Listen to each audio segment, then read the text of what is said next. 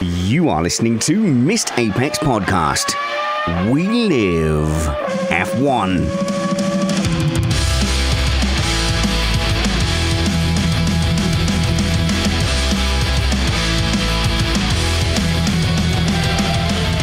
Welcome to Missed Apex Podcast. The title of today's show is Look Both Ways Before Crossing the Pit Lane. That title provided by Rob Carter on Twitter. Runner-up was Mark Greenhow with, well, Baku done. I'm your host, Richard Reddy. Welcome to the Baku Race Review, where we'll cover the events of the qualifying and then the other qualifying and then a short race and then another race. Yay! I love repetition. It's all a bit much, really, but there's a lot of talking points from that weekend. And I understand if that Grand Prix didn't rock your world. I get it. I know I'm a dinosaur. I know I'm a grumpy Gen Xer. I remember the good old days when Nigel Featherington nearly got onto the same lap as Lord Philangelino. And that one when races were 8 hours long and the cars were covered in mud.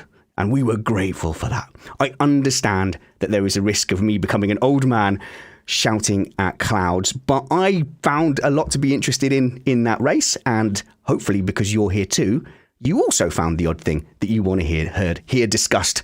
So coming up, we'll discuss Perez genuinely dominating the weekend with 1.5 wins, Verstappen firing on all cylinders everywhere but the track, Aston Martin being just lovely all weekend, the rookies struggling, and more on this episode of Missed Apex Podcast. But I'll remind you, we are an independent podcast produced in the podcasting shed with the kind permission of our better halves.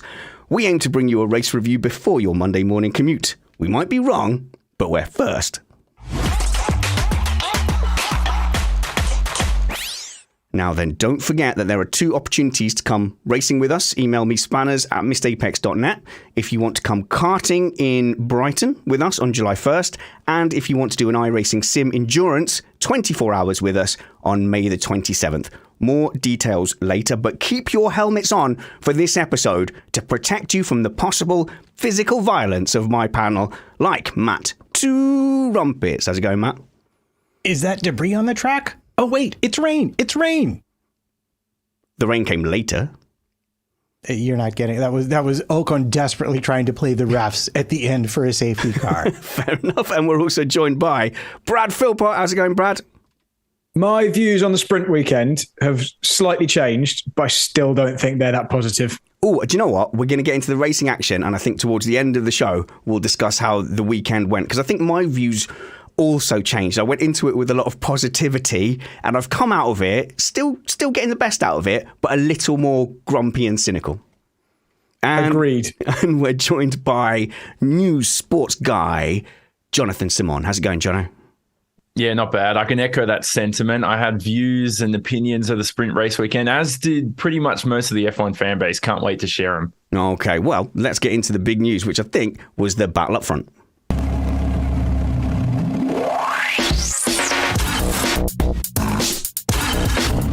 So they said the season was over, but if you look at the championship table at the moment, Max Verstappen is just 6 points ahead of Sergio Perez, who, remember, had problems in qualifying at the Australian Grand Prix. It's not over, Matt, by any stretch, is it, looking at today's result? No, as long as every race from here forward is on a street circuit, I think Perez has a real shot at this championship. Now, that's actually something as a Perez fan that was concerning me, because you look at the calendar and the big complaint last year was, why are there so many tight tracks and street tracks right up front? And they've kind of done the same this year. So coming up, though, is Miami. So there we go. We've got a street track. Imola, which is a traditional track, but tight, a little bit tight and narrow. And then Monaco after that. So Perez has got a little bit of hope ahead. Oh, I think he's got more than a little bit of hope. I think it was overlooked a lot in the commentary today because, it's Baku and where is my giant crash and flames everywhere. Yeah. But the fact of the matter is, I think Checo was, in terms of race pace, faster than Max all weekend long. He was faster in Saudi Arabia. And we were treated to kind of the rare spectacle of Max being a little bit at odds with his machine. And he suffered quite a bit trying to get his differential to talk to his engine braking or his brake-by-wire correctly so that he could drive the car the way he wanted to. And I don't know. It's a little bit intriguing because the needle swung his way very much last season, but so far, I don't think that it has. Jonno. And, no need to be cynical about it from my perspective. But look, Perez does have a street circuit sort of specialty. So the more that are coming up on the calendar, the more of a chance he probably has of maybe winning the championship, from Montreal to Monaco, as you said, Spanners, and all these races coming up. But to me, we see this most years where the number 2 driver sort of challenges near the start. And yeah, look, I'm not trying to sort of be a bit cynical, like I said, to say there's no title challenge coming. But we saw this the other year where Perez was sort of coming into Monaco, was saying, look, I'm a force to be reckoned with. And I don't remember ever thinking about him contending for the title after that. So let's see where it goes. But it was a very good performance this weekend. Let's not take it away from him. And I think out of all 20 drivers, I was thinking about this before I came onto the podcast. And I thought, you know what? He was the best. There's no question about it. He won. He was the best. And he was on form.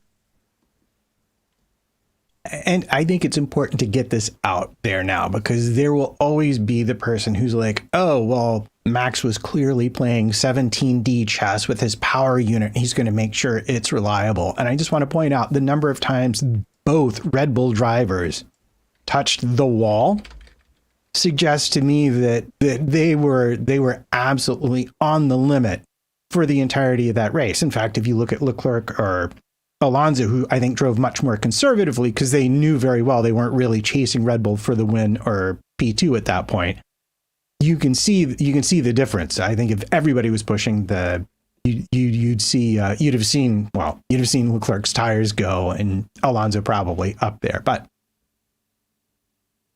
so I just want to turn to Brad here as our resident race driver, who's a Nordschleife champion of all things and has driven in BTCC and a range of other sports cars, and not too bad in a car either. Not all those series that you've raced in, Brad, are constant overtaking and swapping. And I was trying to articulate the point to somebody earlier about how a battle can be exciting without any overtakes. And I really feel like the broadcasts downplayed just the battle, the intensity of the battle between Perez and Verstappen today. Yeah, we're definitely in agreement on this. I don't set about watching Grand Prix with the view that they have to be constant overtaking fests for me to enjoy them. But I do feel like there needs to be a realistic possibility that the order can change somewhere down the line in the race. And there needs to be a reason. I didn't really see that today. I know the two Red Bulls were pushing hard at the front, and they were pushing each other on to set faster and faster laps. But the gap kind of stayed the same, and if anything, got slightly bigger most of the time, to the point where it was over 3 seconds at one point. I never really saw a credible threat from Verstappen, particularly because we saw what happened in the sprint race the day before.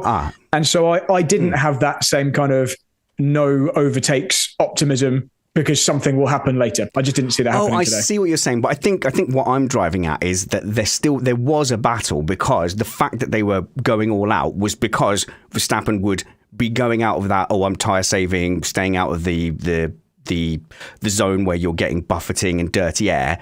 And whenever he pushed to try and get a faster lap in to close the gap, Perez was able to respond. And that in itself is quite an interesting battle. And I think it's one that you can recognize if you do like racing such as yourself, but really at any level of sim or karting, you recognize that, he's catching me a bit. I'll just try and get away. And even if it's not with hot tires like they have here or tire wear, sometimes it's, I am going to have to drive up the limit of my skill and take more risks to get ahead. There's a bit of a gap. Now I can settle down, that kind of thing.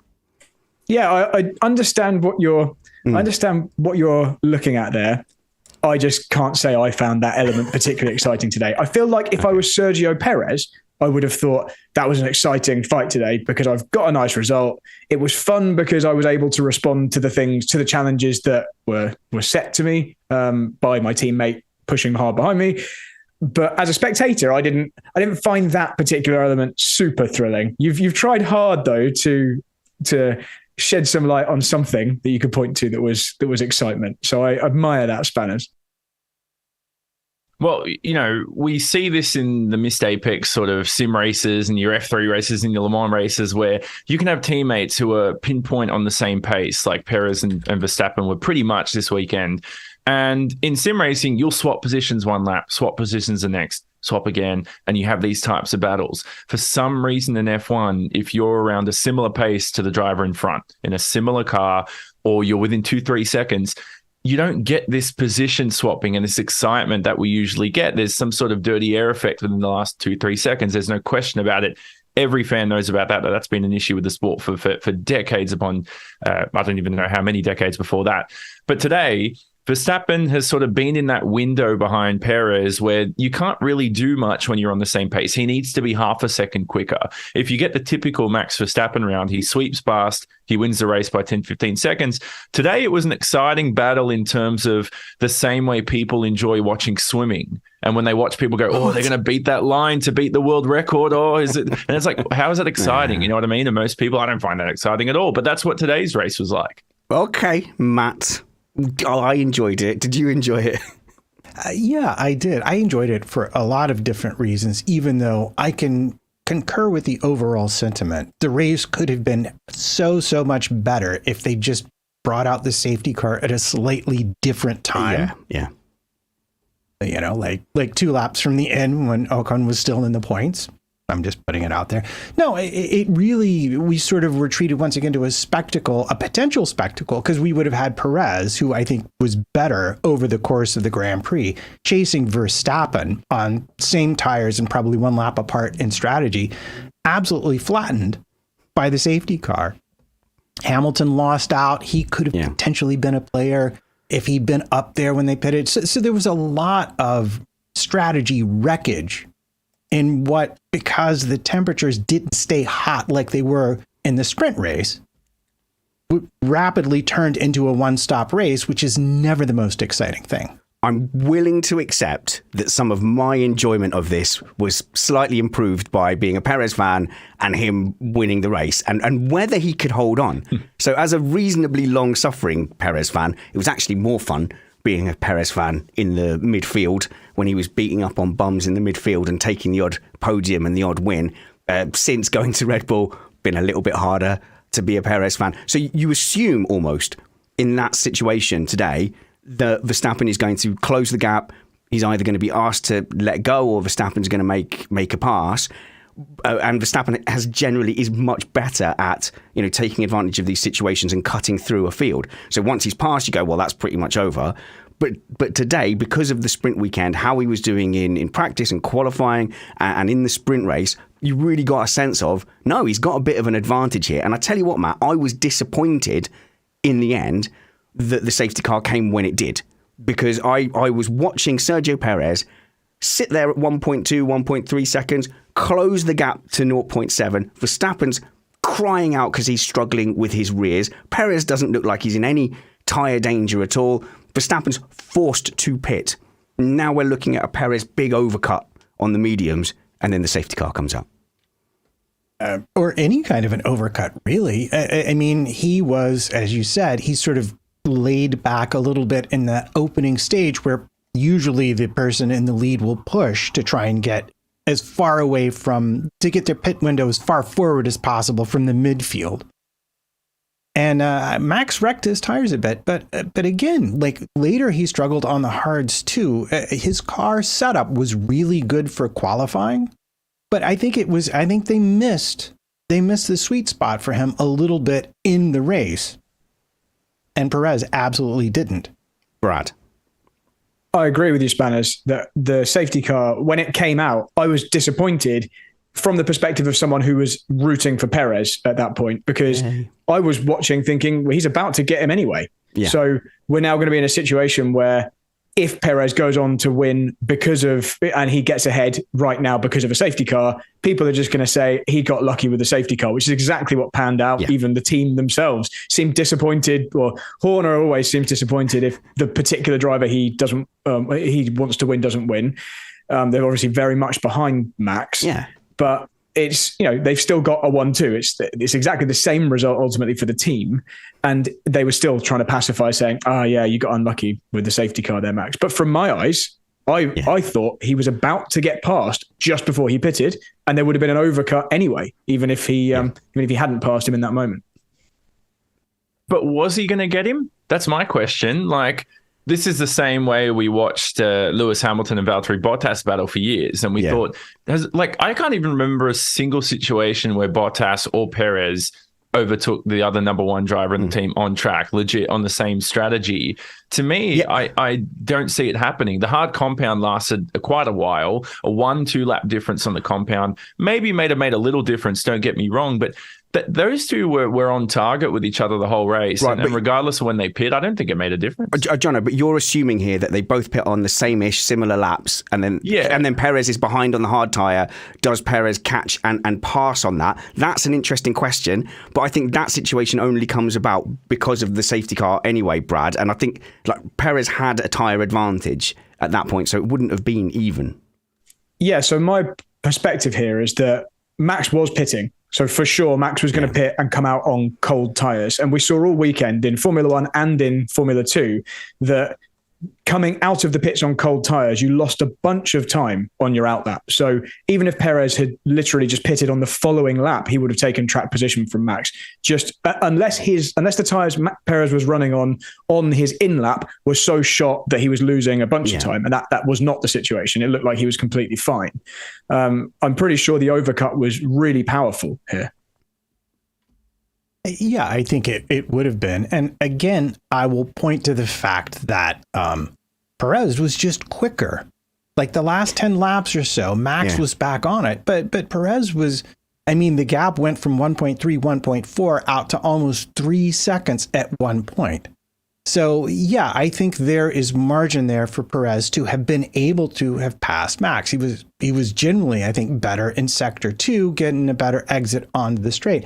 But what we're not talking about that I also think is kind of interesting is, am I wrong, or was that a pretty big mistake with Nick de Vries pointed at a wall? Yeah. For Red Bull to bring Verstappen in that particular lap. Why would you do that unless you thought Perez was going to get him the next lap? So this is a funny situation because obviously you could put your tin hat on, and I think your tinfoil hat would be much better suited had there been an immediate safety car. He'd gone into the wall. Had there been a safety car called there, then that was perfect timing for Verstappen to then come in, get a cheap stop, get back out ahead, and this whole difference in tyres gets reset. Because obviously Perez also has to come in and have a double stack. So that would have been perfection. But what thwarted that was that there was a reasonably long yellow flag period and then a safety car period, which seems to happen quite a lot, Brad. And so it's a bizarre decision from the outside because you think these things generally go like that. Double waved yellow, they see what's going on, then full safety car. The only way Red Bull coming in makes sense is if they assumed it was going to go straight to safety car. Okay, I understand your point there. So I just wanted to explain that Horner mentioned post-race that their thought process was that it wouldn't turn into a safety car because they thought de Vries had just not gone into the wall and was going to reverse and continue. And the reason they thought that was because the damage de Vries sustained was from the left-hand wall. He'd broken his steering, but he then managed to stop the car and not have a big head-on impact. So they misread the situation. They didn't notice that his front wheels were askew. They just saw there's a car stopped before the wall. It hasn't gone into the wall ahead of it. So the race is going to continue. What they misjudged was that he'd already done the damage before that, and therefore he couldn't maneuver, and it was then going to turn into a safety car. That's actually really unlucky because if you look at the onboard, he hits the wall and the car is the wheel is clearly askew. It's clearly off. But by the time he gets to the wall, it settles in a perfectly normal position. So if you look at it static, you go, oh yeah, he's fine. Very unlucky from Red Bull really. But had that gone straight to safety car and he'd have benefited massively from it, it looks dodgy. It looks dodgy again. But that just shows you that coincidences do happen. Jonno, then Matt.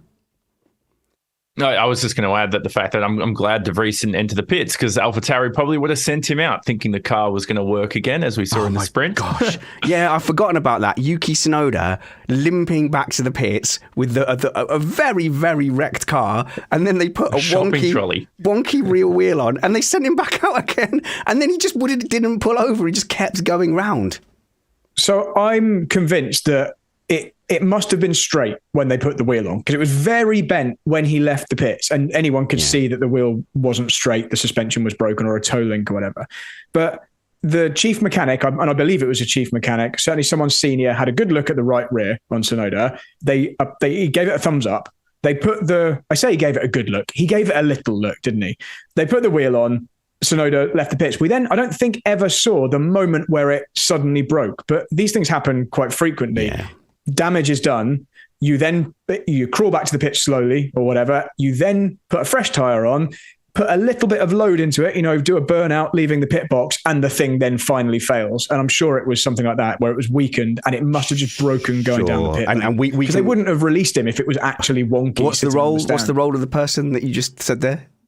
Chief mechanic. Chief mechanic. I think that's how it was described on the broadcast. So we as armchair chief mechanics, I suppose it's easy for us to judge, but it could have happened to have stopped in what looked like a safe position. But it looked like when he was crawling round, you would not have bet on him being able to continue there. Matt. Yeah, I think I saw Sam Bird drive a car like that once in a Formula E race, and it was pretty exciting across the line. It was just sideways down the straight. But I'm still curious, because the placement of De Vries and Perez and Verstappen, when the incident happened, there was a fair amount of time before Max got to the pit lane. Yeah. And you would think that somebody was paying, you would like to think, and probably from now forward, there will be somebody at Red Bull paying a little closer attention to the TV feed in situations like this. But it was a massive Perez benefit, even though it was a massive loss, I think, in terms of the excitement of the race. Yeah, there was a really good battle shaping up there, and the timing of that safety car did definitely rob us of that. And I think Perez will be feeling, obviously, you take that all day long. You take that safety car switch, you go and celebrate on the podium, that's fine. I think deep down, he might be a bit disappointed that he didn't get a chance to do that overcut, to make a pass happen. However, if you can ever avoid having to pass Max Verstappen, I think you take that. He's very, very hard to overtake, especially in the same car, even with a tyre delta. I think, like Jonno says, there is no guarantee that Perez would have been able to make that pass. But had he done that in that way, then this win would be worth 10 times what happened today, because you can hand wave it a little bit and say, okay, that was down to the safety car. But Perez has won a couple of races this season. He's had some bad luck. He's only 6 points behind Verstappen.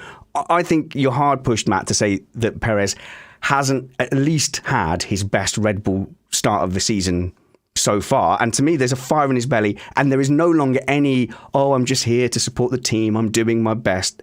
He is talking on the radio to his pit engineer like he's a one-man team. We can win this. We need to avoid what happened in Australia, but great job, everyone. Still, Australia is haunting him, because he feels like he lost out in Melbourne and he should be the championship leader. It's game on. Vamos, Checo. Indeed. And you will note that Red Bull did make no effort whatsoever to swap round the two positions, even though clearly Verstappen lost out with the safety car. And why would you swap positions? And that's a great factor that I was actually thinking about during the race, when so many people and pundits were suggesting, my goodness, couldn't believe what it. if they swap them around and let Max win the race? And if I'm Christian Horner, I go, you know what? I'll let Perez have his glory now, because we don't need to swap him. In the long run, who's going to average out to be the better driver, to score the best results? Let Perez have his fun. Don't upset your second driver. Let him win, and eventually Verstappen will come through and win this title. Well, you're upsetting me by how you just said that. Matt. The obvious response is Rosberg, Hamilton, Barcelona. It can happen. Anyone can have a 2016 Rosberg moment. Okay, so that was the one battle Verstappen had. Of course, he did have another one.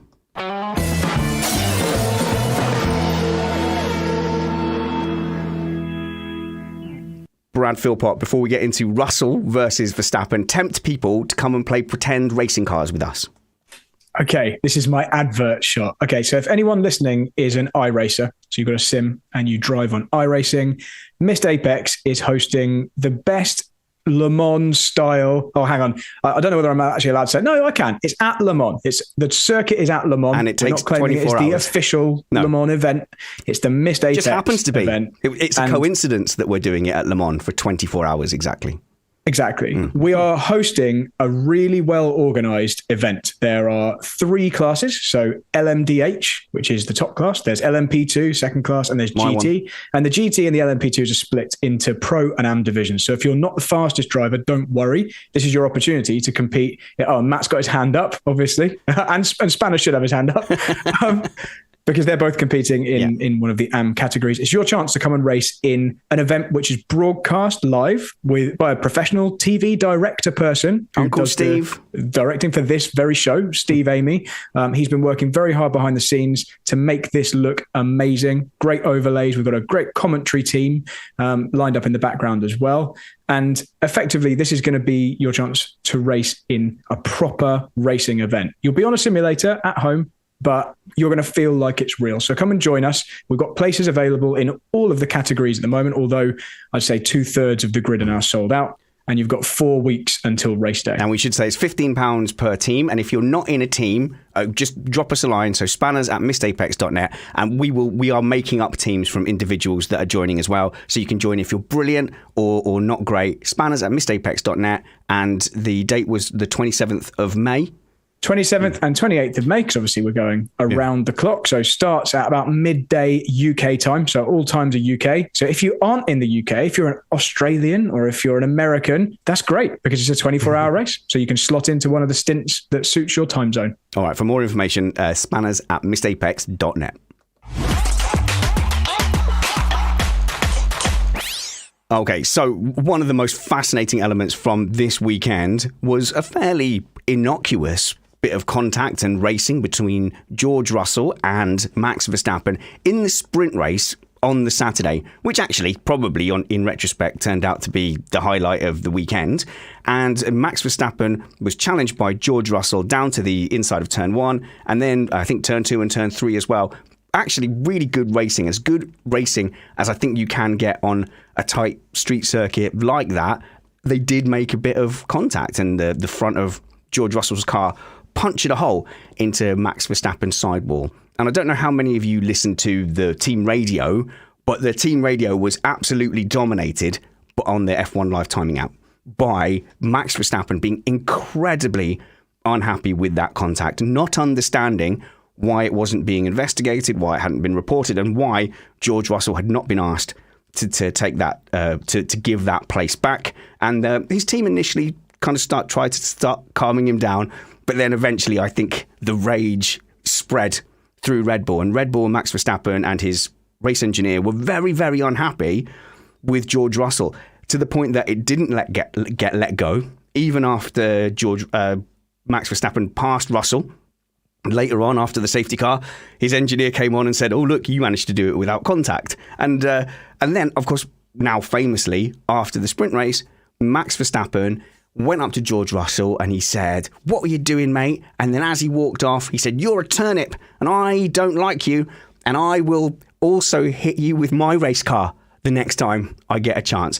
A very, very scrappy and emotional performance and set of outbursts from Max Verstappen, Brad. I think, should we start with the actual incidents themselves?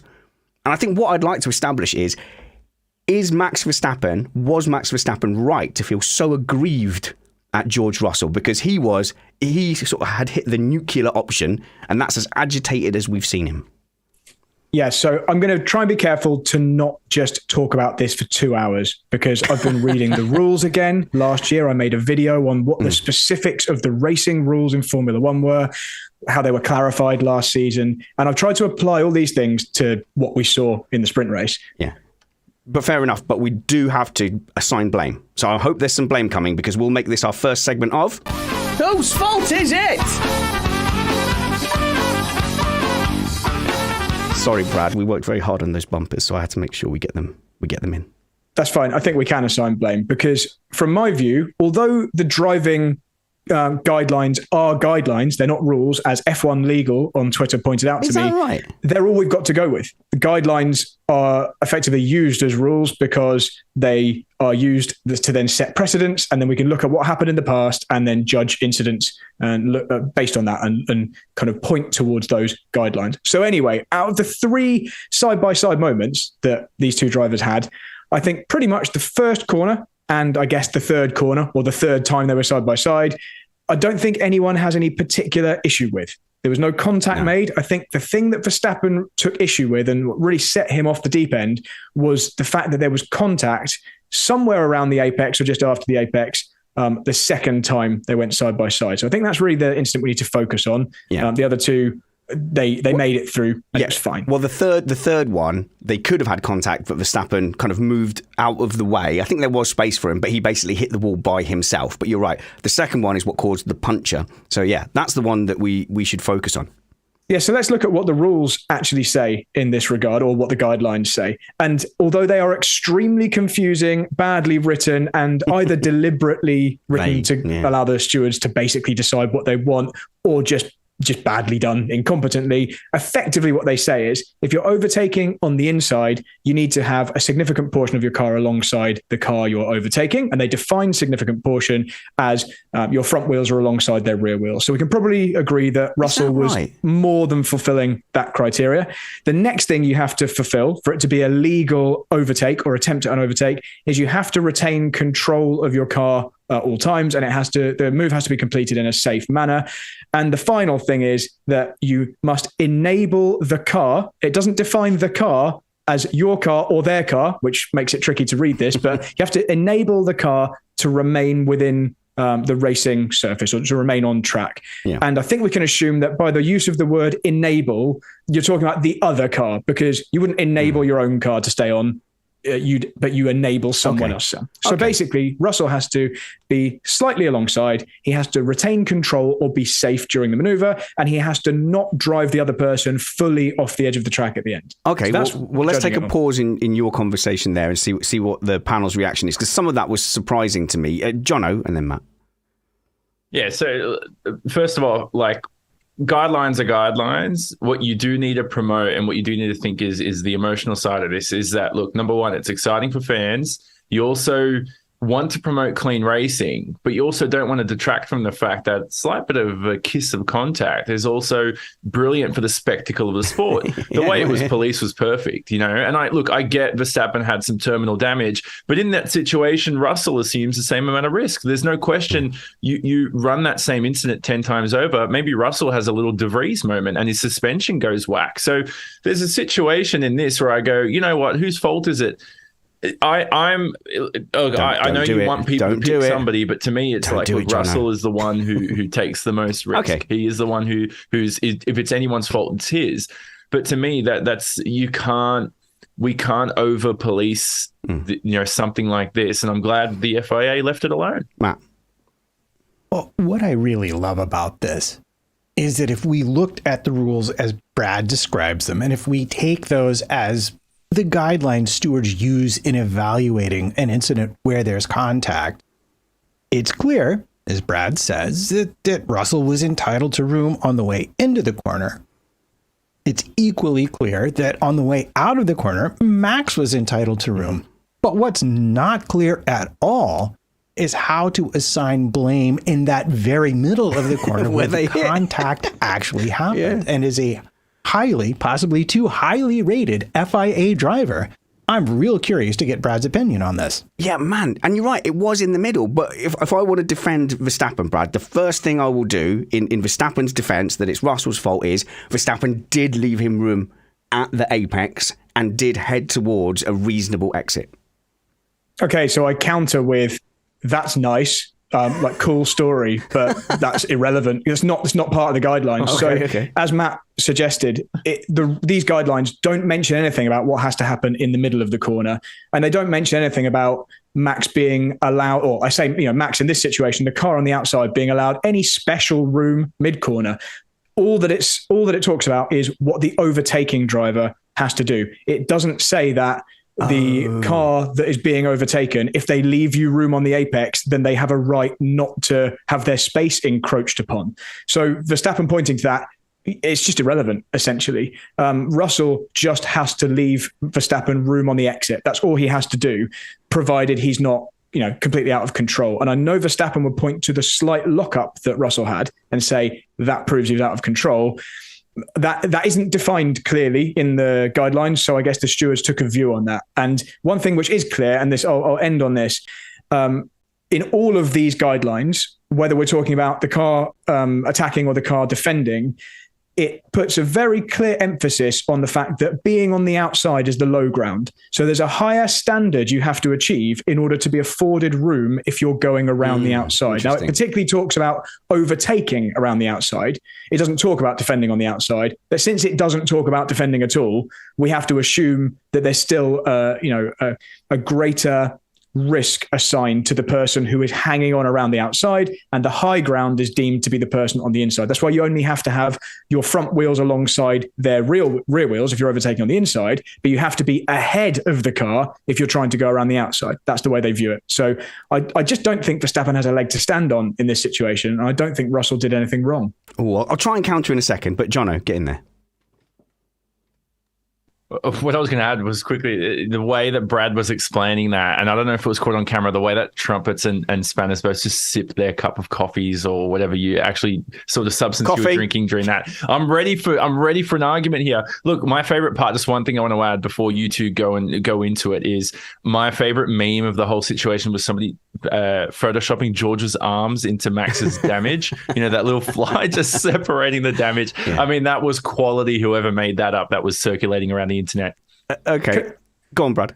Can I just also add, I know I said I was finished. No, it's fine. Max pointing to the fact his car got damaged doesn't in any way speak to who was at fault for that damage. Yeah. He was pointing at that like, there we go. That's proof that I was wronged. But no, I mean, I'm not saying this was the case, but equally, if you turn in on someone, you get damage, and that's your fault. I'm not saying he did necessarily turn in on Russell.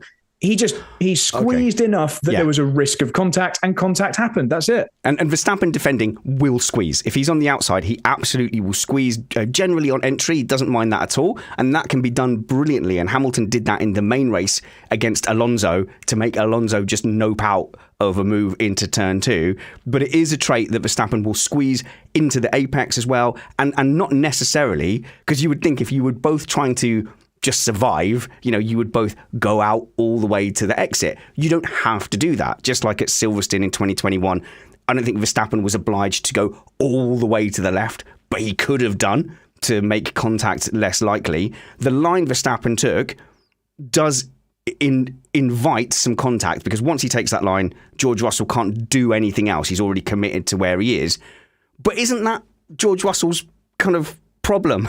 Because Verstappen, if he leaves room at the apex, he's also not obliged to just go all the way to the wall either. Well, this is why, as a driver, as a racing driver, when you're in an attack-defend situation, you make a decision of, am I going to defend to the inside? Am I going to try and hang around the outside? Like, that's up to you what you decide in those situations. And if Max has put himself in a position where he's the one on the outside, then you have to assume the risk that goes with that. You can't just say, as he was saying, someone's dive bombed me when they were there the whole time. Russell was there or thereabouts all the way through the braking phase and up to the apex. So he didn't just dive bomb him. That's a complete mischaracterization of the situation. So I can't see, unless you're arguing for special rules when people are specifically racing Max, that we wouldn't apply to any other situation. And I think that is what he is asking for, if I'm honest. Then I can't see how it's defensible that Russell was in the wrong. Yeah, look, along with that is when the team was complaining about the sort of risk factor to it, from a sporting sense and for people who look at this situation, I know where Max is having a sort of, I don't want to say tantrum about it, but where he was annoyed is because, look, who's assuming more, who's got less to risk here? And it is George Russell, So George can take that risk. And that's why Max is annoyed, because he's in a situation where he goes, it doesn't matter what I do in this situation. There's a wall to my outside. There's a driver who's essentially acts like a wall on the inside. I can't do anything. So I understand understand Max's issue because he's an athlete and he's, from a sporting perspective, doesn't want to risk a championship, which George at the moment is not fighting for. No offense to George. Max is simply annoyed because it was his own damn fault and he knows it. Oof. No. And I'm sorry. Now I'm not applying the Bradley Philpott lane system here. I'm not applying any written rule whatsoever. But my own personal sense is, well, who left whom the most room in the middle of the corner? And what I can tell you from having watched the onboards is that Russell missed the apex by the exact width of the curb. And during the entirety of that turn, he had full lock on, as mentioned by Alex Brundle. On the other hand, Max had about 2.5 car widths that he could have taken advantage of to have not squeezed Russell so tightly. So in the instance of contact, Max has put himself at a lot more risk than Russell has. So to me, that's on him. It's a very easy choice to make if we're going to assign blame there. And we should. Brad. And I just want to point out, because Matt mentioned missing there's a lot of M's there. Matt mentioned missing the apex there from Russell. And again, and Matt wasn't saying this was relevant. He was just talking about the line, but missing the apex, as we know, isn't relevant to this discussion. No, you don't have to hit the apex. Someone's saying, why aren't we discussing turn 3? Hello, patron, live chat, by the way. I think that is simpler. Verstappen had the option to either back off or jump to the side, and he just drove into the wall by himself. I don't think there's too much controversial about that, but let's move on down the grid. Tickets now available for July 1st karting. Go to missedapexpodcast.com/karting. Get in there quickly because tickets are going to sell out very, very soon. Email me spanners@missedapex.net if you have any questions. Let's move down the grid a bit. I think the next interesting story here is actually probably Lewis Hamilton having one of the better weekends that we've seen. And I think as a Hamilton fan and looking at this young buck, George Russell, coming in and on paper kind of really taking it to Hamilton, and if anything, staking a claim for being a team leader, George Russell has been, brutally consistent in delivering what George Russell can deliver. Lewis Hamilton has been much peakier than we're used to seeing him be. So the last time we saw Lewis Hamilton being this peaky in performance, it feels like you almost have to go back to 2011 to see that. But last season and a half, he has been up and down. I think Lewis Hamilton's peaks are higher than George Russell's peak. And we saw Lewis Hamilton at a peak today, Jonno. I think we saw full-on fiery Lewis Hamilton. And dare I say, he sort of humbled his young teammate a little bit. Yeah, he had a good weekend. And here's the thing with Lewis Hamilton is since George Russell has joined the team, all his best drives sort of come when the car's great for P6 or it's great for a P3, great for a P2, whereas George is produced his great drives when the car's good for a win or good for pole. And so that's where George gets a lot of great credit. And obviously we know best driver pairing on the grid, no question about it, no doubts about that. Really? But this weekend, Lewis Hamilton was in a class of his own, and he was just so much quicker. The safety car restart, to me, how was that not mentioned? I watched the Sky commentary. Never saw it. They completely missed it. Never saw it. Lewis is... What was he, 11th, 10th or something, Spanners? And then he gains 2-3 positions in the space of like 3 corners or whatever it was.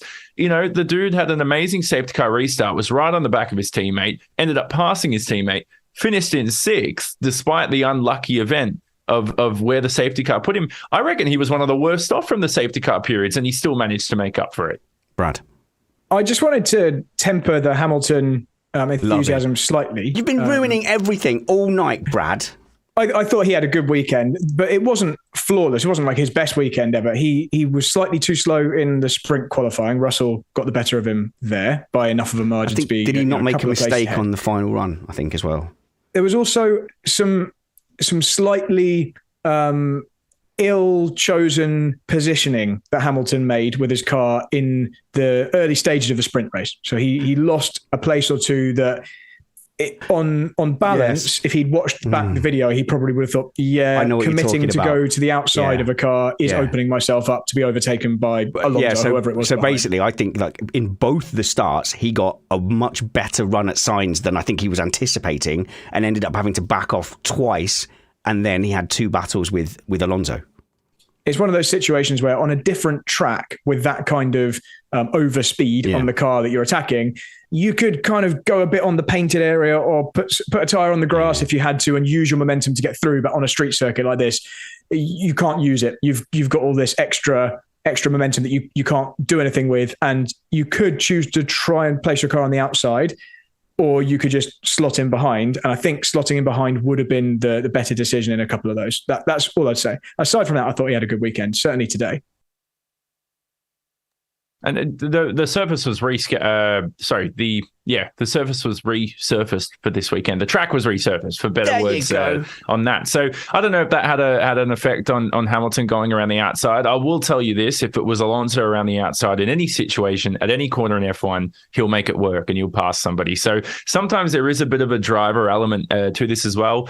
But apart from that, look, it's don't get me wrong, Brad's right. Like, Lewis didn't have the most flawless sprint, but in terms of pace, in terms of sessions, in terms of dominance, you were confident that he was going to get the job done and his teammate. There are weekends where you go into it with Mercedes and you go, I actually don't know who's going to qualify ahead of who. Whereas this weekend, you knew Leclerc was going to wipe the floor with Sainz. Sainz didn't nail the setup, had a poor setup after Parc Fermé was locked in. We'll go into that later on with the new format. But yeah, man, I mean, look, Brad's right. Lewis didn't have a flawless sprint. That let his weekend down a little bit, but he was still the better driver. Let's not get that wrong. Agreed. Well, and equally on point, we have Russell apologizing to the team about his terrible restart in the race today. But it was huge for Lewis because I think he was as low as 15th when he pitted. And let's understand, he pitted before the safety car came out, mainly because he was really struggling on the medium tire, which I think must have had a lot of graining for him at that point. And Alonso was just about to pass him. And rather than let that happen, Mercedes brought him in. But on the restart, it's crucial that he not only got past Russell, but he also got by Stroll and essentially back up to Sainz, which was where he was when he pitted. So yeah, that was an amazing bit of driving from him at a crucial time in the race. And then how often have we seen Lewis Hamilton pit first? That was surprising to me with the graining and the tire issues. Not the first time. I'm not saying we never see it, but I'm saying normally Lewis goes long and he knows to go long unless the team force him to come in and pit early. He knows there's a value to this overcut that we talk about, that we know. And so I was very surprised when his tires were suffering. So I think at that time, everyone thought it was going to be a two-stop race. I don't think anyone was expecting the hards to go that long. They'd not done a lot of testing in the hards. So that was quite an aggressive, right, we're going through graining, we're struggling on the rears. I don't quite think Alonso was on the verge of about to be leaping at him, but certainly he was going to have Alonso to deal with. But at that time, Matt, it seemed like a reasonable strategy to go, right, let's pit, let's do our two-stop and let's be on the front foot here. But even then, they still pitted him out behind a chain of 4 slower cars. So all in all, that was just, the disaster was, he can't keep the rears grippy. Then we put him onto the back of a slow train. Then we get the safety car, which gives everyone a free stop. That looked to be like that was going to be, right, that's pretty much your competitive race done. Yeah, I mean, I think Alonso was about 0.4 of a second behind him when he pitted, headed on to the main straight. So it was, if it wasn't happening that lap, it was definitely happening the next lap. Because you just look at his lap times and they weren't there. Probably, if I had to make an educated guess or an uneducated guess, depending upon who you ask, it was he took too much out of the tires at the start of the race and damaged them.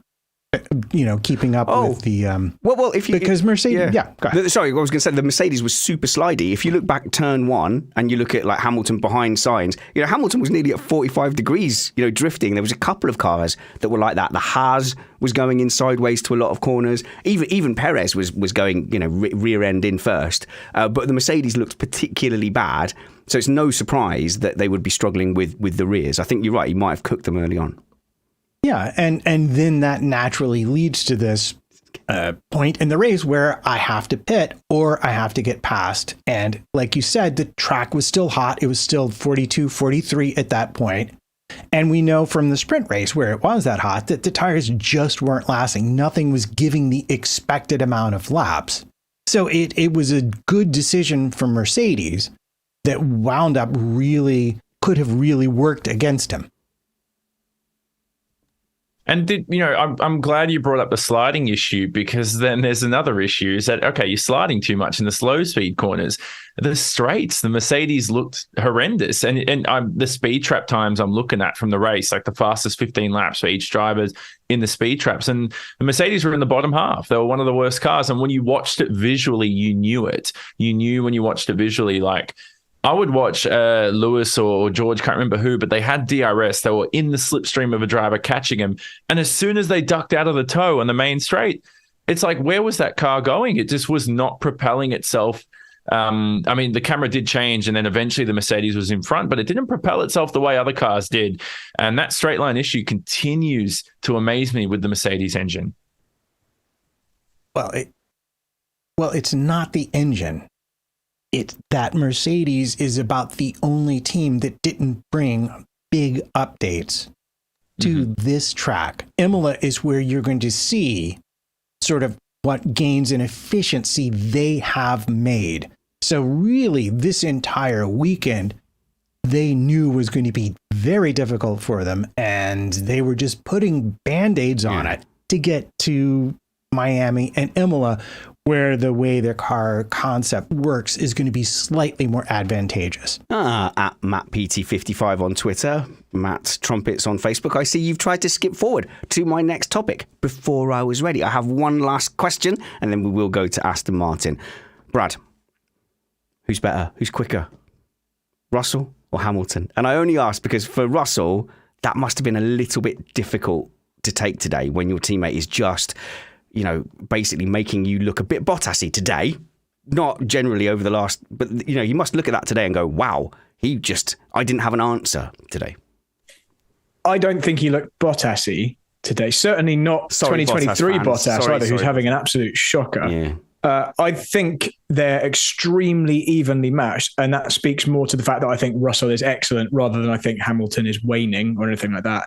I think Hamilton has more depth, as you'd expect from someone who's been around that much longer and has been at the level he's been for that much longer.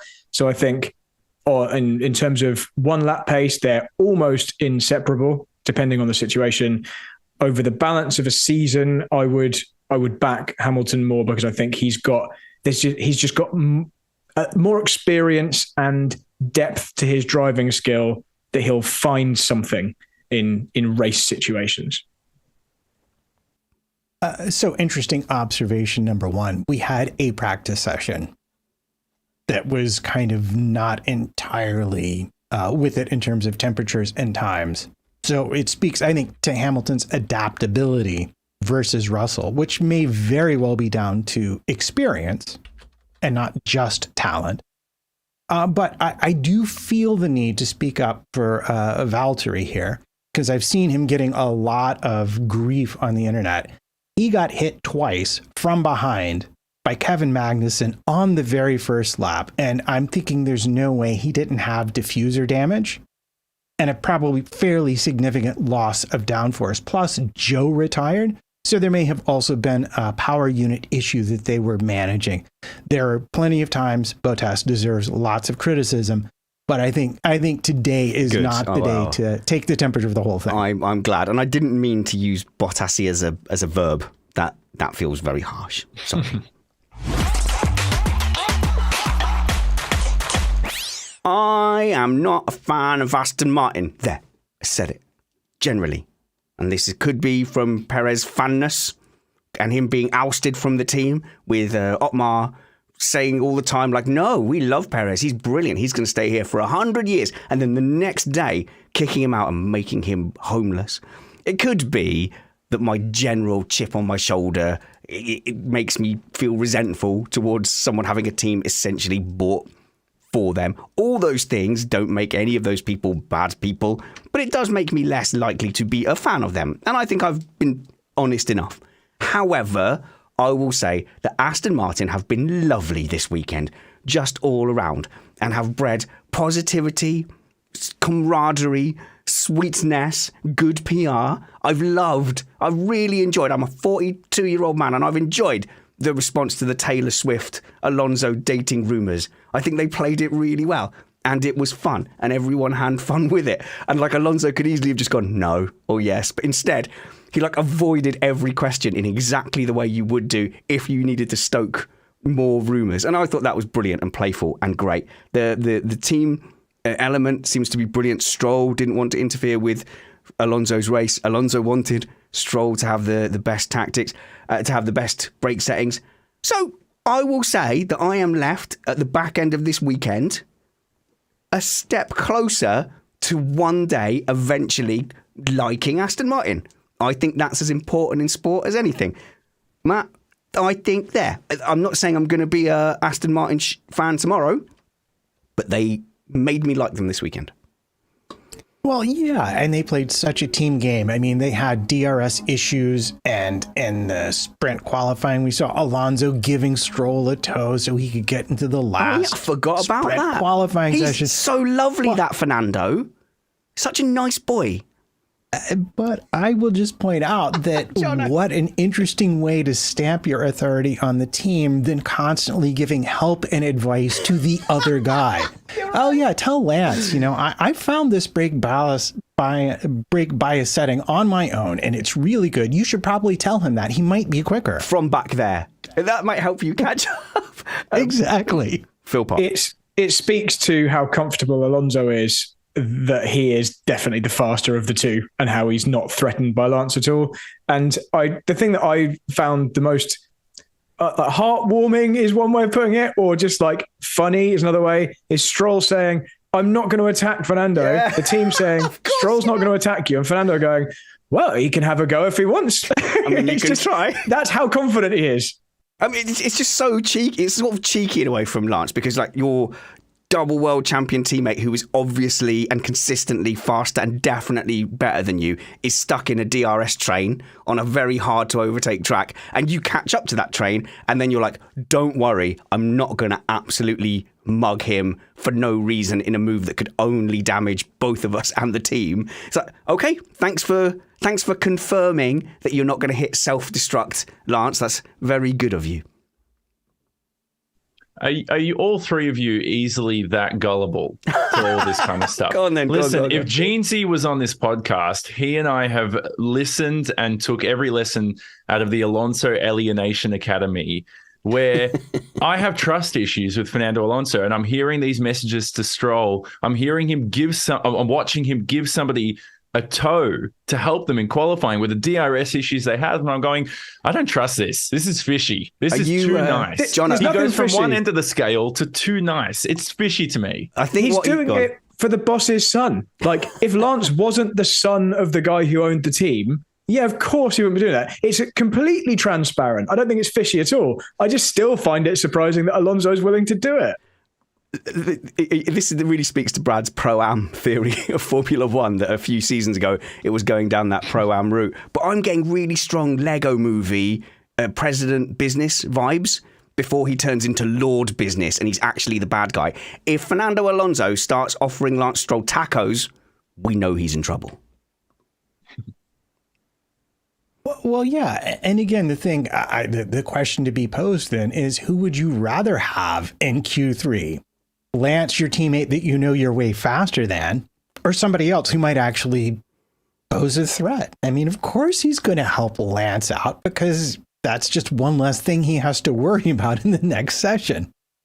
I don't know, what's the next radio message? And it's this sweet, there's like, please tell Lance, please just tell Lance that after the race, I'm going to be going out to the big field and I've got my own football. So can he come out and play? And can he ask Lawrence if he's allowed out and how long he's allowed to stay out for? At the moment, it's super wholesome, Jonno. Stop being a cynic. They've had a great weekend. They've all been lovely. And you're just a ruiner.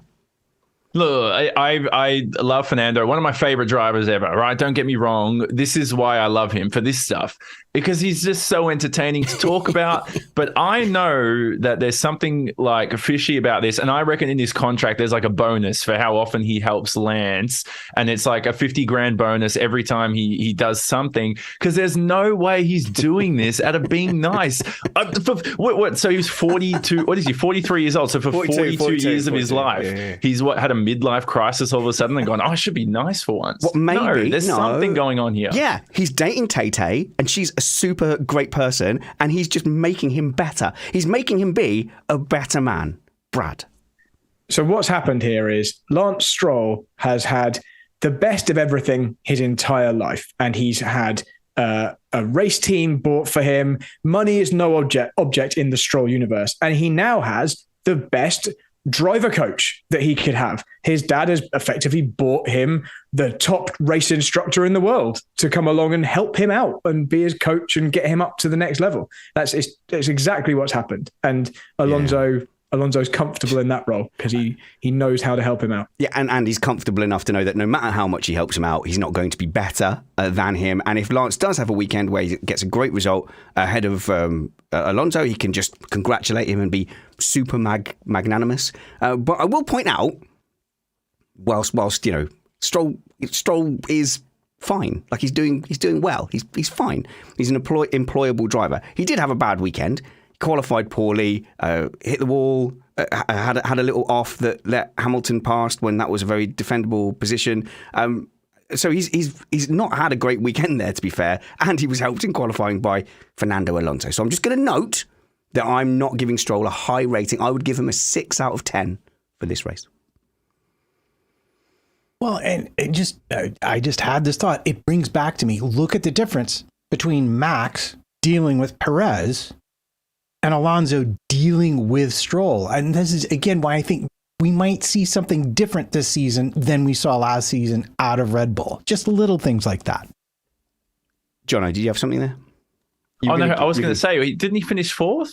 You said that he gave him a 6 out of 10. Oh, as a rating. Are you talking about Alonso? Driver. No, Stroll. I was giving him a generous 6 out of 10. No, Alonso finished fourth, and I think there's absolutely no doubt that Alonso is bringing the fire this season. And obviously, his benchmark is Lance Stroll. So it's hard to tell exactly how well he's doing. But Brad, I think his gap to how well Stroll is doing, I think we know Stroll is broadly fine. Like I said, I think if you had started a new team, you could employ Stroll as your number 2 driver, and I don't think that would be the worst decision in the world. But Alonso is looking better enough from Stroll, if that makes sense, that you can see that Alonso is still really bringing it, and it's so impressive. Yeah, I think your view and my view of Stroll and Alonso are probably quite well aligned. Okay. I think Alonso is showing that he's significantly better, but also Stroll is doing fine. Like it's just a case of we're still in a Formula One where we don't have 20 Alonso level drivers or 20 Hamiltons. It's getting better. We're still in an era where there's a hangover of there's not the pool isn't big enough. And the meritocracy isn't really there yet, that we've got everyone is on that super elite level. That's what we should be getting to. That's what we should aim for eventually. I thought for a second Brad said it was going to be like 20 Fernando Alonsos on the grid, like clones. Just imagine the punch-ons that would happen and the radio messages. That would be a soap opera. I was just pointing it out. And they'll all have had the best race of their career every single time. I will speak to one point, though, because I think the general quality, I was fearing it was going down a Pro-Am route, especially when we had Mazepin. I feel like it's getting better now, and there's a core of the younger drivers who are coming through who are just great. And actually something that Verstappen maybe has to come to terms with now is he is fighting drivers who are coming through a new era behind him. Even though he's still very young, he came into the sport and was basically just beating up Grandad. And he took a new style of racing in that kind of surprised other drivers and wasn't getting penalised. And so when the Russells come in and do pretty much exactly the same thing to Verstappen as he's been doing to everyone else for the last few years, he's suddenly surprised because he's used to being kind of the only one to do that. But now you've got Russell up front, who's happy to do that. Norris up front, who's happy to scrap and fight like that. And it's happened many times in F1. Schumacher came in and turned everyone into Schumacher. And by the end of his career, Schumacher suddenly was having to fight Schumacher-level people instead of people hanging out of the sides of a car with a cigarette and the nearest GQ magazine party. So Verstappen is now, I think, facing some of those things as well, where the rules have evolved to make a Verstappen-shaped driver and the way he drives more the evolutionary path you have to go down, and he's going to have to deal with that. Yeah, he's having to fight people who grew up on the tactics that he invented as a grown-ass person. And so that is a challenge. But am I the only one here who finds myself torn about Alonso as a driver? On the one hand, I love it, an old guy doing well. Yeah. But imagine the commentary when he finally retires and is on F1 TV or Sky or something like that. Well, he'll be on DAZN F1, which is the Spanish outlet, which had very good coverage, even though I only understood every other word. But yeah, it would be interesting to get him as a pundit. I think we're a little while off that because I reckon he's going to be in for a couple of years yet.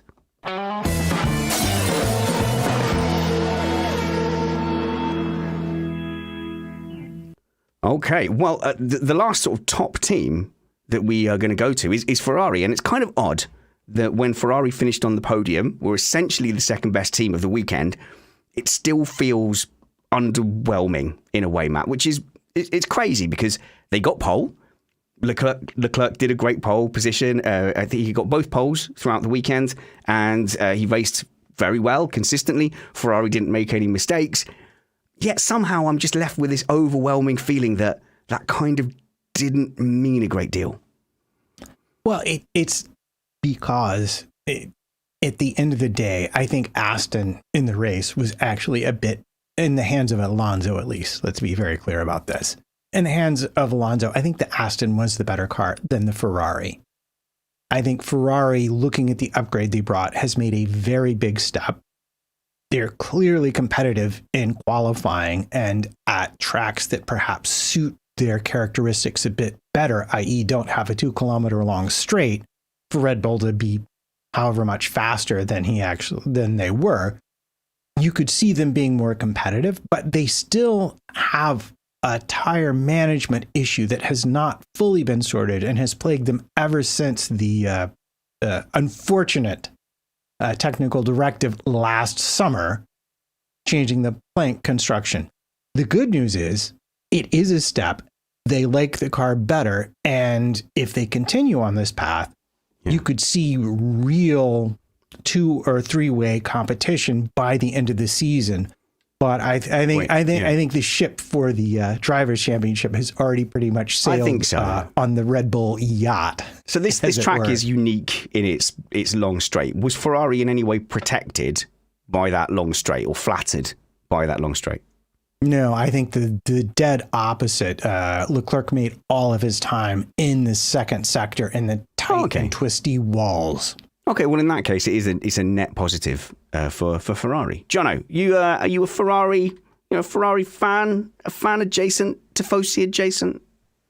Where do you sit? I'm a neutral, no comment on Ferrari on the fan base part, but Matt's right. It was through the corners and through the second sectors where the Ferrari was doing best. Now, I know there was some graphic that came up during the coverage. Can't remember if it was during sprint qualifying, if it was which qualifying session that said Leclerc was like dominant over Verstappen through the whole lap at one point.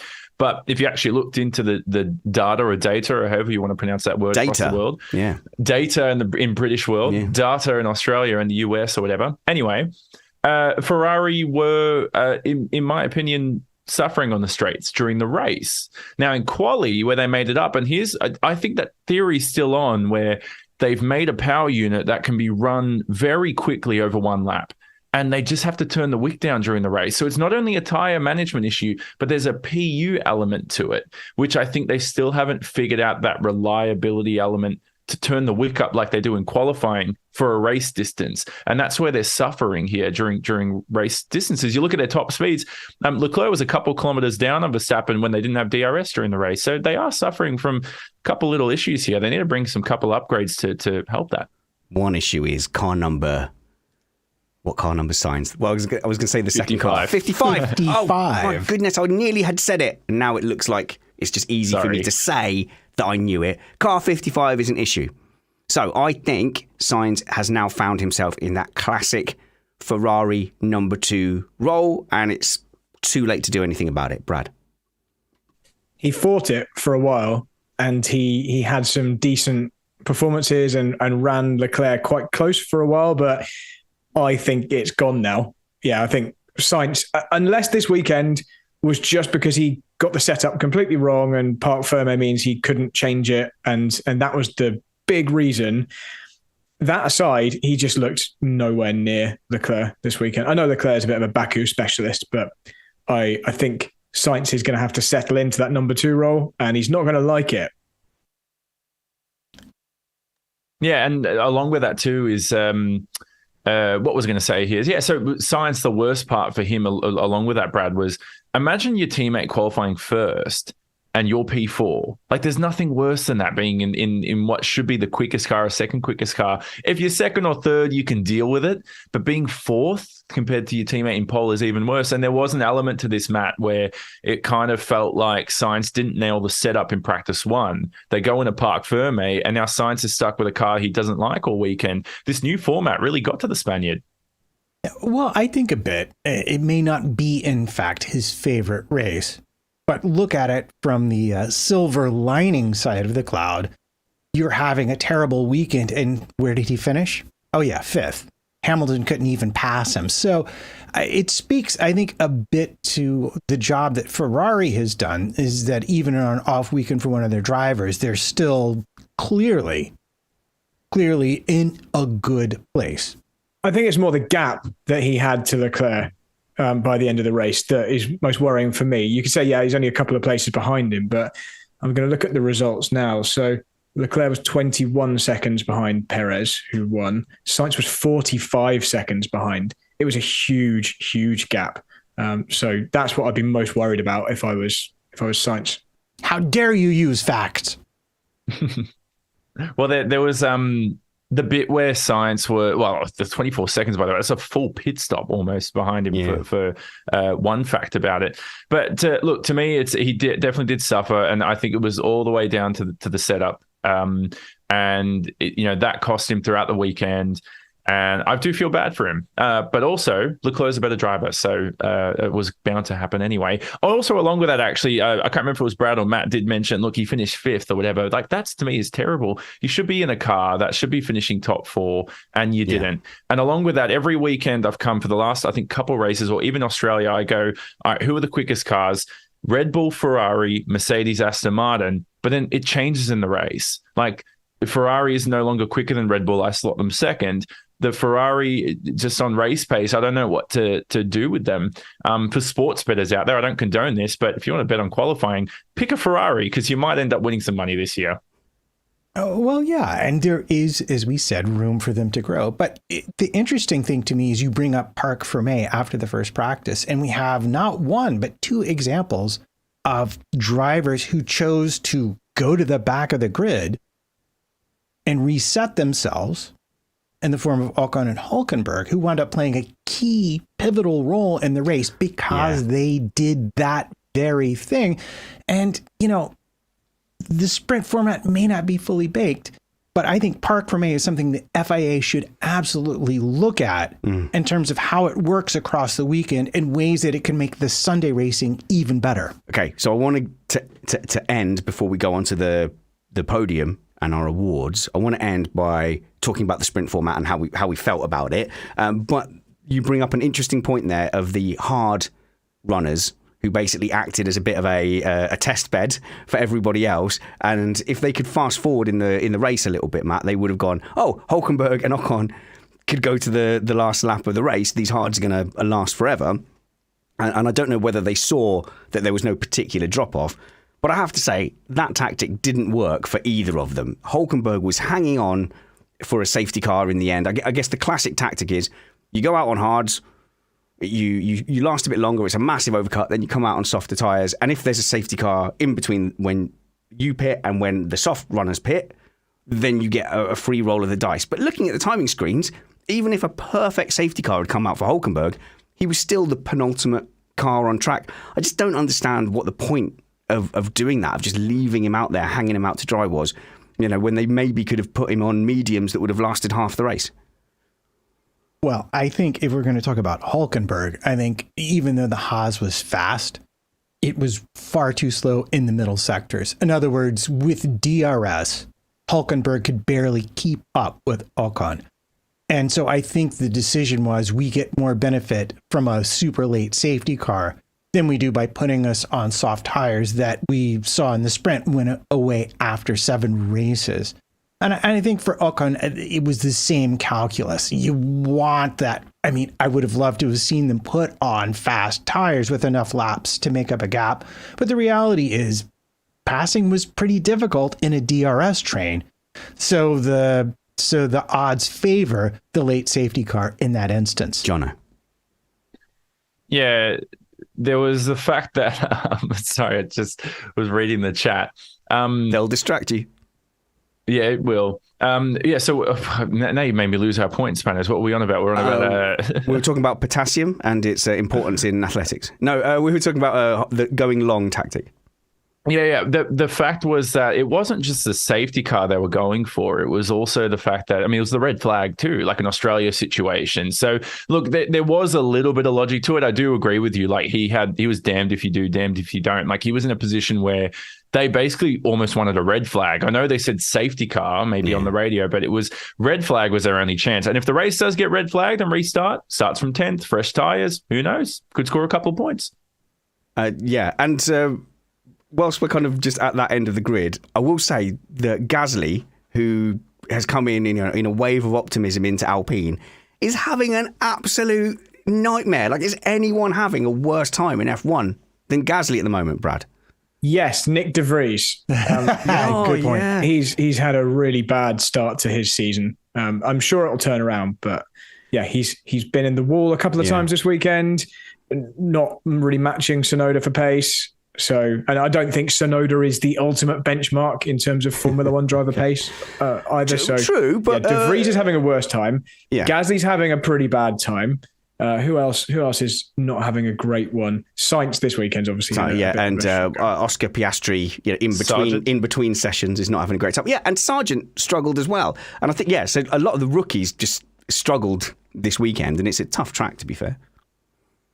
Sargent's pace was actually okay though. Sargent's pace when he wasn't in the barrier was okay. I know that's easy to say, but I think Sargent's actually been quite decent rookie. I think he's been closer to Albon than I expected. It's the thing I didn't expect was Gasly to be having quite such a bad time. Matt, I think one of my favorite things is a publication I shall not name decided to rate the rookies, and they rated the rookie with the fastest car best. Oh no! The second fastest car second, and the slowest car worst. And I just thought that was entirely hilarious. I want to come back on Brad's Yuki slander, which is that Marco has been saying stuff like he needs another season and then he might be ready for Red Bull. So like they're still talking about him being a Red Bull driver. And so I think he is a reasonable benchmark. But you're right, for a rookie coming in, especially one with, championship credentials in Formula E, you would want to come in and beat Tsunoda. So I completely accept that. And I know we're jumping around a bit here, but I just want to touch on Gasly's recent session history. Wiped out his own teammate in Australia. Get your free practice completely done in by having that chimney stack thing that was going on the Friday practice. Just stuff qualifying and then spend the whole race at the back. I am surprised that no one just called that. In the Alonso McLaren days, whenever he was like P12 or below, he'd always have a mysterious, thing. Come in. No, you've got to come in, Fernando. And I'm sure he told them, I can't be bothered to race 12 and below. Looking at Gasly, I think I would have just called it. Just bring it in. Just have a blow. Take a blow, lad. There must have been a code word for Alonso's period. Is like, oh, if I say pillow, it means retire the car in the next 5 laps and pretend like just go on this spinning wheel and pick one of these retirement issues I came up with on my flight here on my phone. But no, look, a couple quick things to knock off. You mentioned De Vries, last in the sprint, last in sprint quali, last in sprint, in normal quali, last in the race. God, that's embarrassing. That was bad. Yeah, it's not great, especially when Tsunoda qualified top 10 in one of the qualifyings that we had.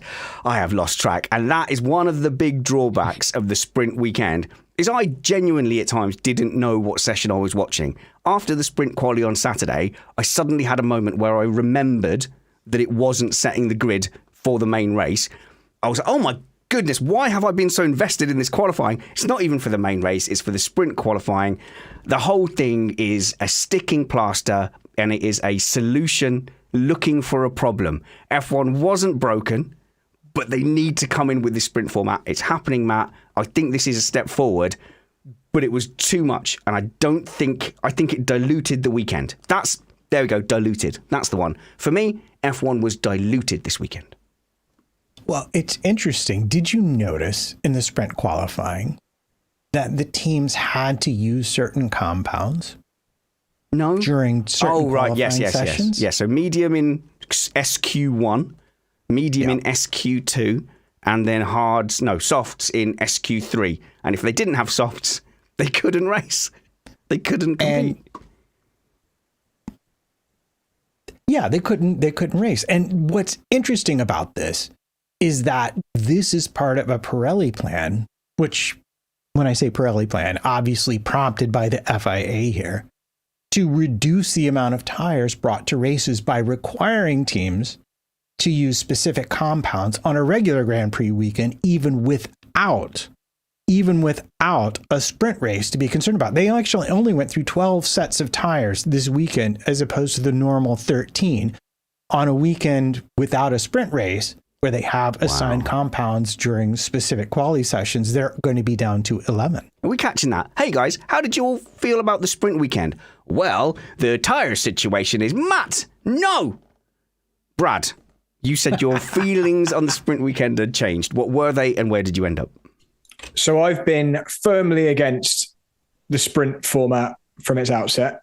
I hate the fact that I have hated the fact that we have inconsistent formats weekend to weekend, and I disliked that the sprint race up until this weekend was effectively stint one of the main race and would unshuffle any interesting qualifying, all the things we've gone over a number of times.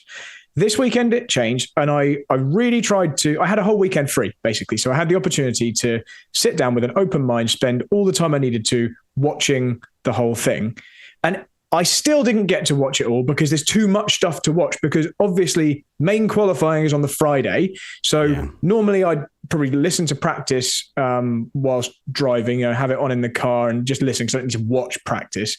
And that's cool. But this time there was an actual qualifying session for the main race, which I missed because it was on a work day.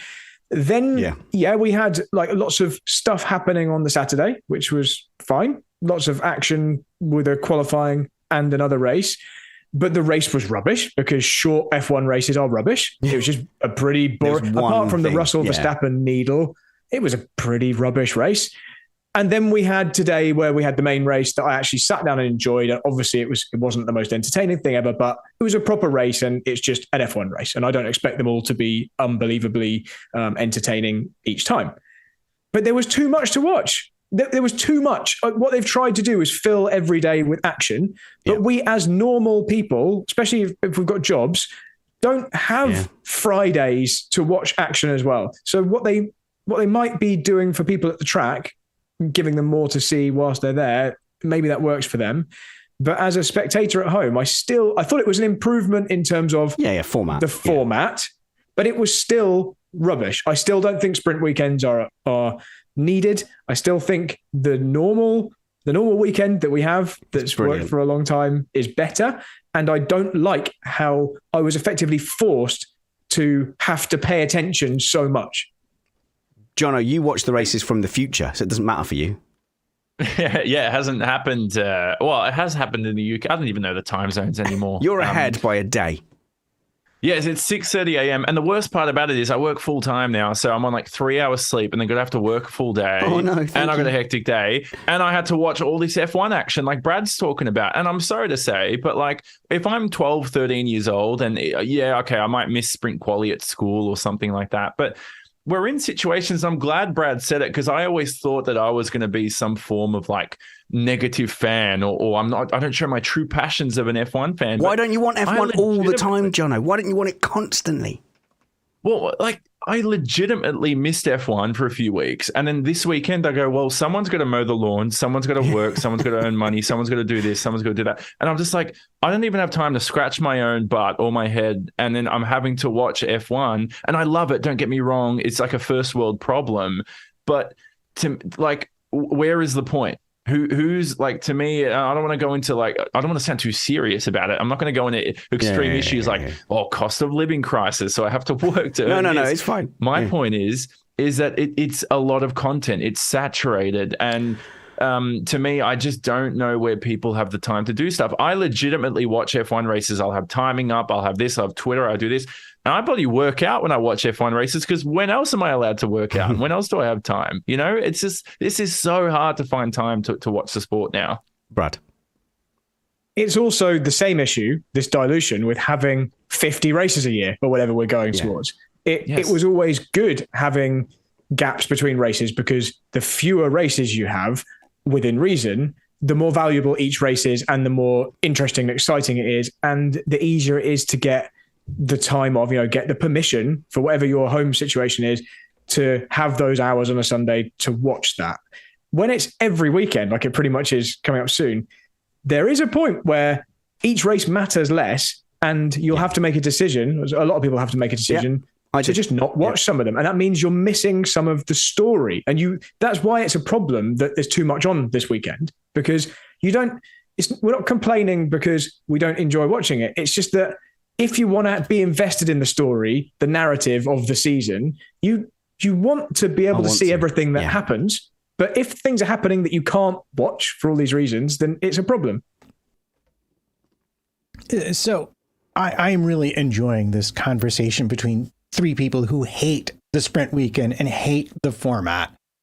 And I was impressed that Spanners actually nailed the fact that there's an entire half of the world for whom that sprint quali happens at a very convenient time, a Saturday morning where I can watch it on my device while my kid, if I have a kid, or, my partner sleeps or whatever, I can watch it. I can watch that. I have a whole day where I can watch Formula One racing, whereas for a lot of people, that race happens on a Monday morning right before I have to go to work, if I'm lucky, right, Jonno? Yes, exactly.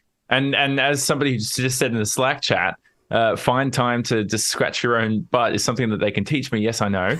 But Matt, I'll leave it up to you. But honestly, no complaints from me. Just go ahead. It's fine. I could ramble on for this. F1's brilliant. I love watching Formula One races. It challenged the personal time I have available, and I think that was my only issue. But it's a cash grab because we were wondering whether to do a Saturday review or not, and to be honest, we're ad supported, and because we're being supported very well by the fantastic people Acast.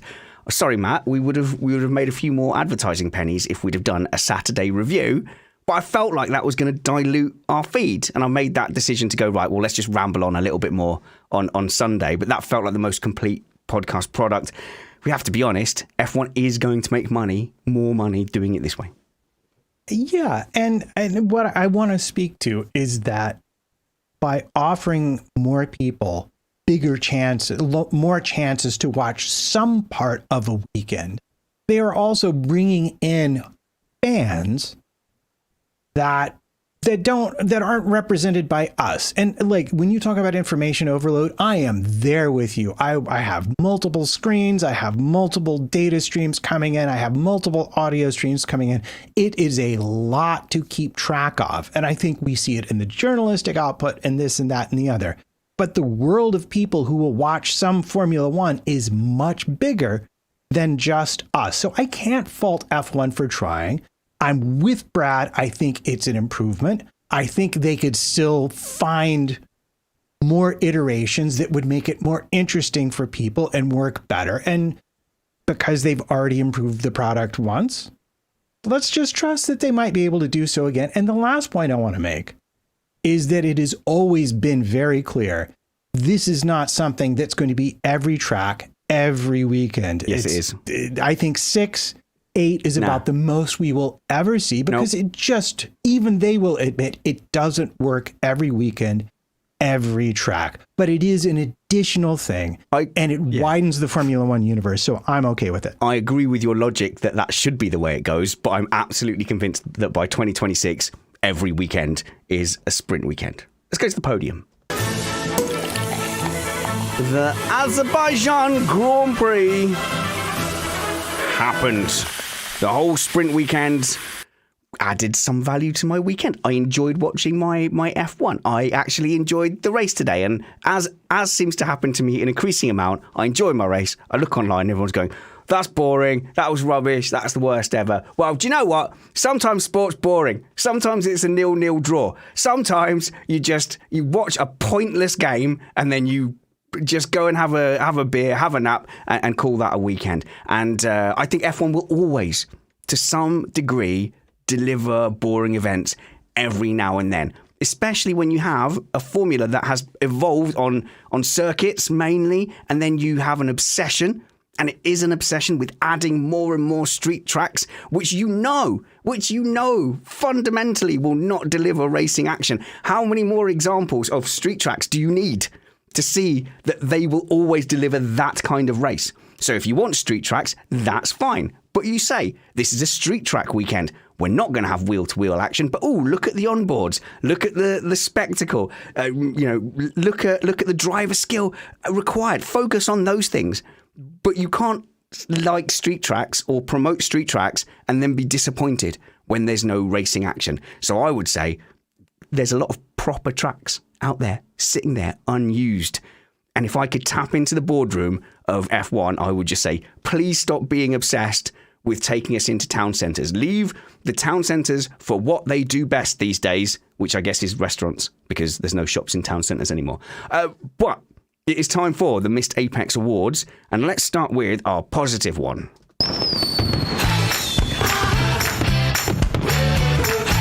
This is where we're super positive because it's Thing of the Weekend. Bradley Philpott on YouTube, Brad Philpott on Twitter. I lose track. I know you're trying to stay young and trendy, so you've gone for Brad.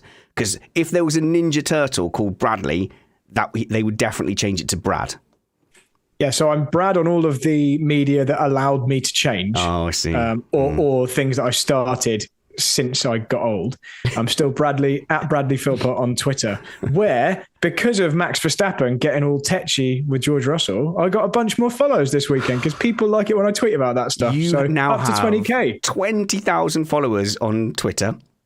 And that's like legit, like F1, because F1's quite a small bubble still. So 20K on Twitter is quite big. But it's fair to say you have got that, but you are unrestrained. Like, you are just completely honest about your opinion. And I know some people think that you are like, you have some weird birth vendetta against Red Bull and Verstappen. But I've seen your views evolve. Like, I've seen that you were neutral. And in fact, you were something of a Red Bull fan at one point. And then you've changed your mind as certain things have happened. So it's not like a religion with you, but you're very, very honest. And that has meant you've got this core following behind you, whereas I am neutral, and that's why I only have 16,000. Yeah, you're catching me because you're a proper celeb. In fact, you're one of the most influential people in Formula One media, apparently, according to one tweet ever. But no, of course we're not. But go and follow Brad by searching for Bradley Philpott on Twitter. What is your thing of the weekend? It was the national anthem sung by the performers at Baku, who all took their dresses off to reveal the flag. And it was a really cool performance. I don't care if it was lip synced or whatever. It was a good performance. The national anthem sounded cool. That's my thing of the weekend. It's hit and miss, isn't it, with those national anthem performances? I would say they're Eurovision level. So I think there should be a competition at the end of the season where all the national anthem people come together and we vote on which ones we like the best. It's going to be hard to beat the kazoos. Where did we have kazoos? Was that Saudi Arabia? Yeah, it was. They had the like the piccolos or whatever. That was great. Okay, Jonno, who was your thing of the weekend? I know you love a national anthem spanner, so I'm all for that idea. My thing of the weekend would have had to have been when I think it was pre-race. It was when the reconnaissance laps, and they were going out for the laps. And Ted Kravitz, I think somebody was telling him and his camera person to sort of just move backwards, like you're in the wrong spot. And mid-report, Ted has been nailing it, which, by the way, Ted's also been doing a great job all weekend, I reckon. He's always good. Quality reports. And literally, he's like talking, this is happening, I'm reporting this, and somebody's dragging him away as he's talking. And he goes, "Are you good, lad?" And he just keeps reporting, literally mid-sentence. And that actually made me chuckle a lot. That was hilarious to me. I don't know if I remember if it was a sprint or if it was something else. Not my best moment of the weekend, but that to me I thought was gave me a chuckle. And you know what? You make me laugh, you get my moment of the weekend. I'll go before Matt. My moment of the weekend was Charles Leclerc reporting that he had a cut on the team radio, and then the commentary speculating, oh, is that a cut in engine power? Is that a cut on his tyre? Is that going to be a puncture? And then in the sprint race interview, he revealed that no, he'd seen a cat on the track and he was just reporting a cat. And that just reminded me so much of my kids, that you'll be just driving along randomly and then one of the kids will go, "Sheepy weepy," or "moo cow." And that that Leclerc is just doing that very same thing. Cat, I can see a cat. Yes, very good, Charles. What's your tyre temperature like? Matt Trumpets, what was your thing of the weekend?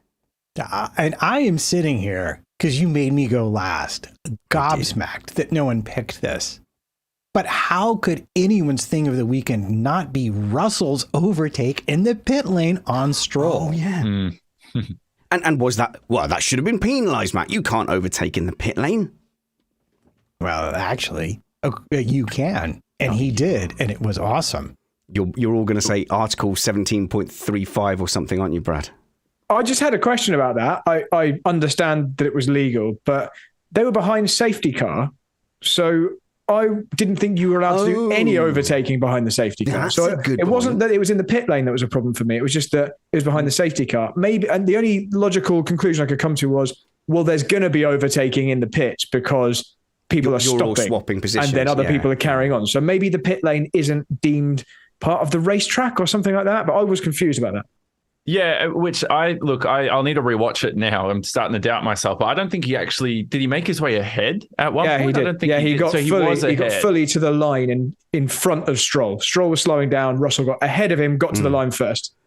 Okay. Well, no, I was going to add to that is look, maybe I need to read up the 4,000 regulations that F1 has for the pit lane alone, let alone the 400,000 regulations for the sport, over whether that's considered like you can overtake there. I know after Abu Dhabi 2021, they outlawed you going alongside somebody during a safety car period after Max started to abuse that a little bit. So that's actually a good point. And I thought about it at the time, but now it's starting to make me think about it more. Why was that not investigated? I think the thing they need to clamp down on, though, is when you are the second person in a double stack. You can't just hold everyone up to not lose time. So that's where I would be looking as well. Matt? And you would be correct. If anyone was really to be investigated for that, it would be Stroll for driving too slowly into the pit lane under safety car conditions. But the reality is the moment you leave the track, you cross that line, you're not behind the safety car anymore. And the pit lane rules are what apply, both entering the pit lane and, as we've also seen,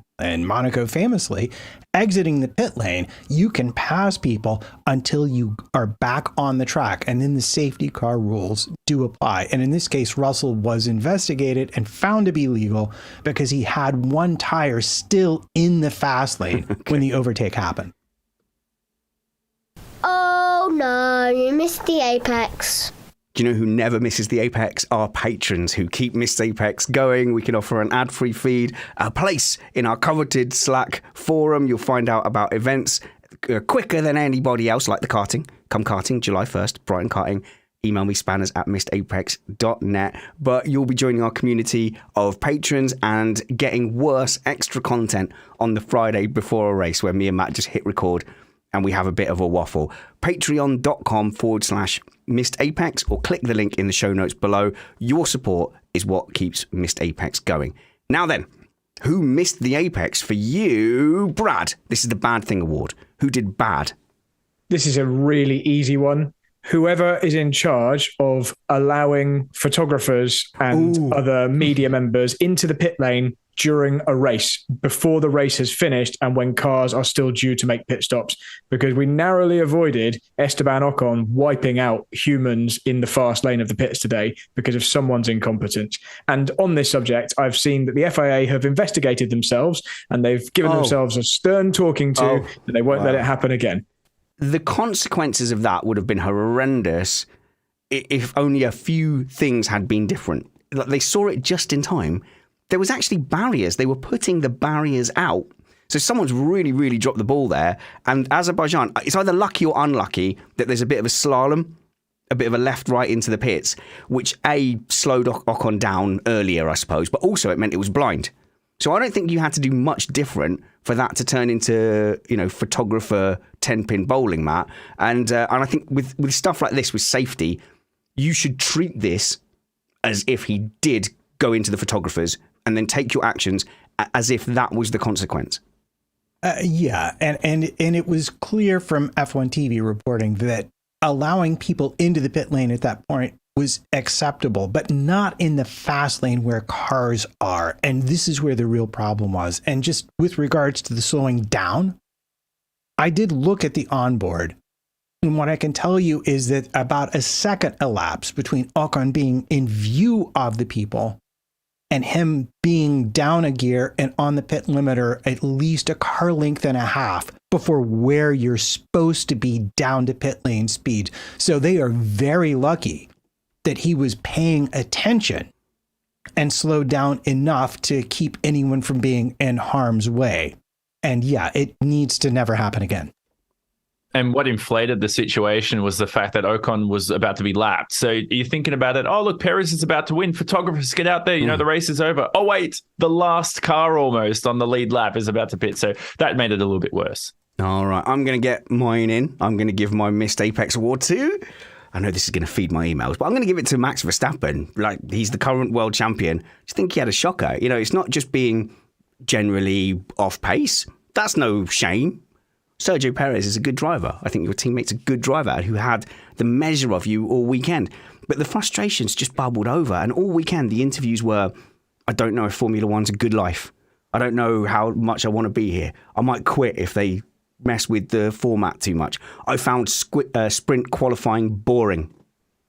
He just sat there in the interview. I was bored during sprint qualifying because we'd already done one. Kicking off all sprint race long on Saturday, he was kicking off about the George Russell thing.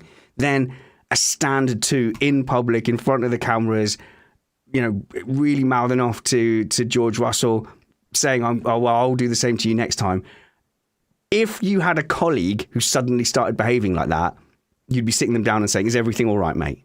And I hope the people around Max Verstappen are saying, is everything all right, mate? Because at the moment it doesn't. So that's my Missed Apex Award, is Max Verstappen. Jonno, who missed the apex for you? Sorry, I was laughing, but I'm genuinely, look, if there is something wrong, Max, we are concerned. Yeah. For you, if I was a fan, I think fans and friends of Verstappen should be concerned after that weekend. Jonno, who missed the apex? Sorry, go on. Yeah, I'm going to switch it to Mercedes and off the track in a sense. Toto Wolff, at one point this weekend, didn't know what a hype man was. Now, I'm pretty sure that's got to be almost a universal term right now, but he didn't know what a hype man was. And to me, I sat there going like, no, I'm sorry, I love you, Toto, but that was like, no, you got to know what that is. And look, maybe it's an English term or something, but Toto's very fluent in English. He knows, I don't know. I'm coming up with excuses for him. Toto, there's no excuse for that. You're giving him the Missed Apex Award for not knowing what a hype man is. Wow. You got to know what a hype man is. Have you met Matt? Oh, 7 people get that reference. Okay, Matt. Matt, who missed the apex for you? Well, I'm actually going to pick someone who hit the apex. Oh, but in a very, very literal fashion. That would be Nick DeVries. Yeah. I mean, granted, he looked really good last year on a track that had 3 turns on it. But I've seen him race in Formula E as well, and I'm just generally expecting a bit more of him. And I hope he can. I hope he can reach the standard that he ought to be driving to. Because right now, with a new team principal coming in next season, if I were him, I'd be kind of concerned. Thank you for tuning in to Missed Apex Podcast. Go into the show notes in your app below and follow my team. Follow Jonno, who is Johnny ESS8 on Twitter, but his link will be in the show notes below. Brad at Brad Philpott, or search for Bradley Philpott on the less cool sites that wouldn't let him change his name. Sign up to come racing directly with me, Brad, Kyle, Stuffy. We're all going to be in that endurance race. So email me spanners@missedapex.net. May 27th, it starts. 24 hours at the Le Mans circuit on iRacing. Get in touch if you're an iRacer and I'll give you the details. Follow Matt. He's the second best one at MattPT55 on Twitter, and follow him, Matt Trumpets, on Facebook. And you can follow me as well, Spanners Ready or Richard Ready on Facebook. I'm going to change my username to Nearly Spanners just because of that remark. Second best one. That's pretty good. But until we see you next time, guys, work hard, be kind, and have fun. This was Missed Apex Podcast.